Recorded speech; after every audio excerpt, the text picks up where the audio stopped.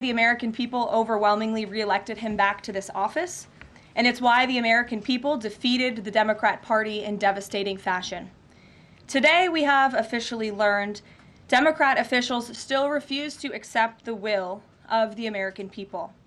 Maryland Democrat Senator Chris Van Hollen rushed to Dulles Airport this morning to fly to El Salvador, potentially using taxpayer dollars, to demand the release of deported, illegal, alien MS-13 terrorist. The Democrats and the media in this room have continually and wrongly labeled Kilmar Abrego Garcia as a Maryland father. There is no Maryland father. Let me reiterate. Kilmar Abrego Garcia is an illegal alien, MS-13 gang member and foreign terrorist who was deported back to his home country. And when Kilmar Abrego Garcia was originally arrested, he was wearing a sweatshirt with rolls of money covering the ears, mouth, and eyes of presidents on various currency denominations. This is a known MS-13 gang symbol of hear no evil, speak no evil, see no evil. Abrego Garcia was also arrested with two other well-known members of the vicious MS-13 gang. And two separate judges found that Abrego Garcia was a member of MS-13, and that finding has never been disputed. And just this morning, it was revealed through Maryland court documents that Abrego Garcia's wife petitioned for an order of protection against him for 2 instances of domestic violence in May of 2021. And here is the order right here. The court ordered that the respondent committed the following acts of abuse. Once in May of 2021, assault in any degree. And on May 4th of 2021, he punched and scratched his wife, ripped off her shirt, and grabbed and bruised her. This is from a court in Maryland. So not only are Democrats rushing to defend an illegal criminal foreign terrorist gang member, but also an apparent woman beater. To set all of that aside, the basic fact that he was illegally inside our country and had a lawful deportation order made him subject to removal back to his home country of El Salvador. And if he ever ends up back in the United States, he would immediately be deported again. Nothing will change the fact that Abrego Garcia will never be a Maryland father. He will never live in the United States of America again. And the United States Supreme Court ruled unanimously that the President of the United States and the Secretary of State could not be compelled to forcibly retrieve this citizen of El Salvador who is currently locked up in a maximum security prison in his home country due to his MS-13 membership. To remind the media and the Democrat Party, MS-13 are among the most vicious and dangerous individuals in this world. They pose a direct threat to the United States, El Salvador, and any other country who maintains basic law and order. MS-13 rapes innocent girls and women, runs sex trafficking operations, murders for sport, and terrorizes law-abiding people. That's why El Salvador President Bukele made it clear this week that he will not be releasing this MS-13 gang member from his prison. But that is not enough. All of that is not enough to stop the Democrat Party from their lies. The number one issue they are focused on right now is bringing back this illegal alien terrorist to America. But where are the Democrats applauding the fact that southern border crossings just hit a historic low? Where are the Democrats supporting our brave men and women of law enforcement who are putting their lives on the line every single day to arrest the violent illegal alien invaders that the previous administration allowed into our country? And where are the Democrats when innocent Americans are victimized by illegal criminals that Joe Biden let in? It's appalling and sad that Senator Van Hollen and the Democrats applauding his trip to El Salvador today are incapable of having any shred of common sense or empathy for their own constituents and our citizens. Nobody knows this more than the woman standing to my right, Patty Morin, whose beautiful daughter Rachel was brutally maimed and murdered at the hands of an illegal alien in August of 2023. Patty no longer has her daughter because of the failed Democrat Party's open border, and these are policies that President Trump is bringing an end to. Patty should not have to be here today, but she is. And we are grateful and we are honored for her willingness and her request to share her powerful story with the world. Thank you, Patty, for being here. Thank you. A lot of you don't know the whole story about Rachel and about the crime that was committed against her. Even us, her family, we didn't know all the details. They kept most of it close to their chest, the detectives, because they didn't want to do anything to hurt the case. They wanted to keep the integrity of the case, so they kept everything close. I sat for the last 2 weeks in her trial, and we saw layer upon layer upon layer of evidence against the accused, an illegal immigrant from El Salvador. And the things that we thought, well, maybe this might have happened, we didn't know. But when we were at the trial, we got all the puzzle pieces. And I want to share some of those things with you. You know that Rachel's a 37-year-old mother. She has 5 children. We've walked the trail for the last 25 years that we've lived in Maryland. It's a safe place for our family. It's where we go to get a little bit of New England, because that's where we're from, New England. When she went on that trail that day, she was not planning on dying. She wasn't planning on walking to her death. She was planning on going to the grocery store with her girls afterwards. Victor Martinez, he waited for her. He waited for her to come closer. He saw her. He saw that there was nobody around.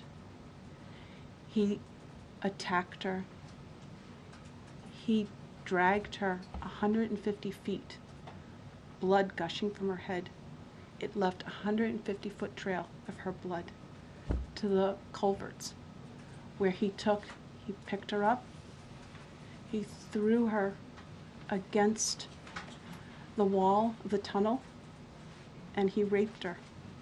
But before he did that, he stopped on that trail, and rocks, still stained with her blood, he used them to hammer her head against those rocks.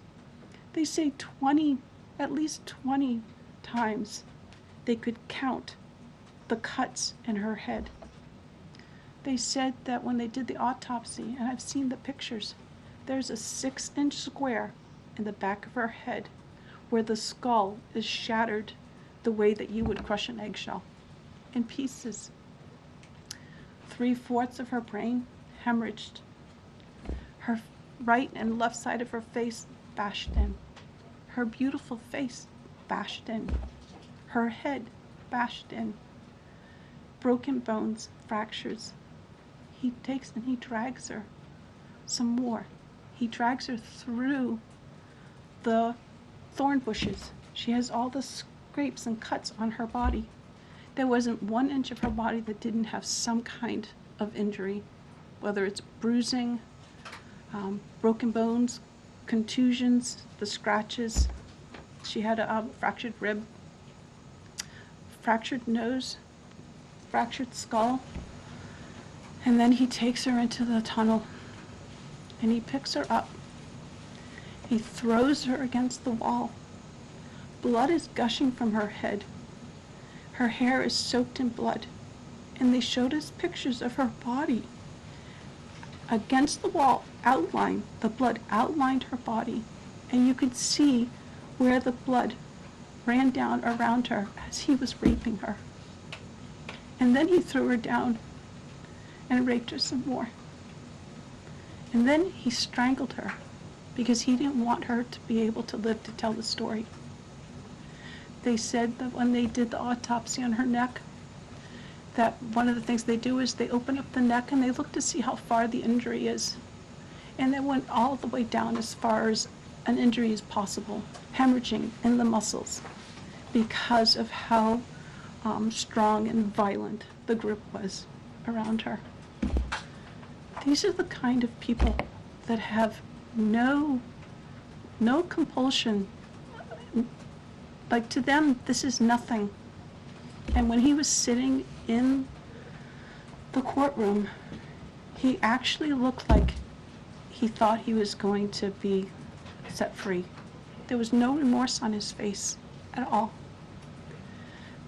This person took my daughter so violently and so gruesomely and so graphically that they sealed the pictures, because I don't want my granddaughters to see these pictures. These are the kind of criminals President Trump wants to remove from our country. These are the kind of criminals that we need to remove from our country. We are American citizens. Why should we allow people like this, violent criminals that have no conscience at all, to murder our mothers, our sisters, our daughters? I don't understand why there's even any kind of problem with this. And it's not that it's political, like the left or the right, although I understand different parties have used it in the past. But we have to look at it as we are American citizens. We need to protect our families, our borders, our children. I don't care about politics. Well, I do, but I want to preserve life. And that's the only reason why I have taken and spoken about Rachel all this time. If you're a mother here in the room, can you imagine standing there alive? You're alive, and someone comes and puts their hands into your chest and rips out your heart? That's what it feels like. It feels like a part of you is being ripped out of you. You can't even describe the pain.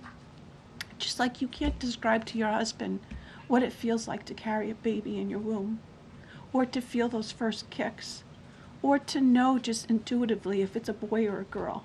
It's only a thing that a mother knows.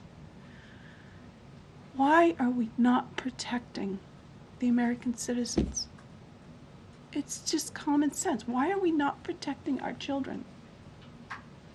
And to have a senator from Maryland who didn't even acknowledge or barely acknowledged my daughter and the brutal death that she endured, leaving her 5 children without a mother and now a grandbaby without a grandmother, so that he can use my taxpayer money to fly to El Salvador to bring back someone that's not even an American citizen.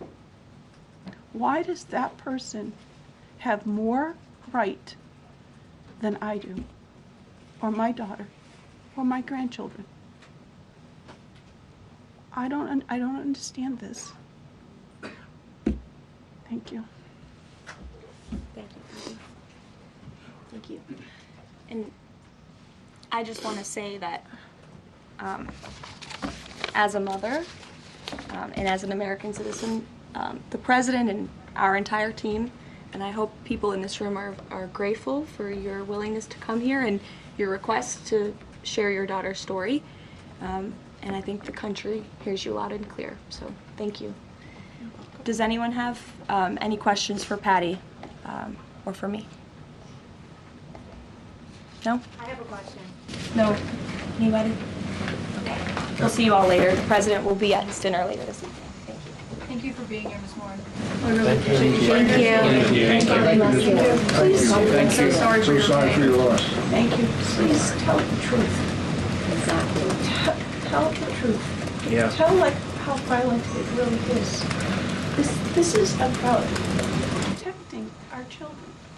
It's more than just politics or votes or just anything. It's about national security, protecting Americans, protecting our children. Thank you. And thank you for listening.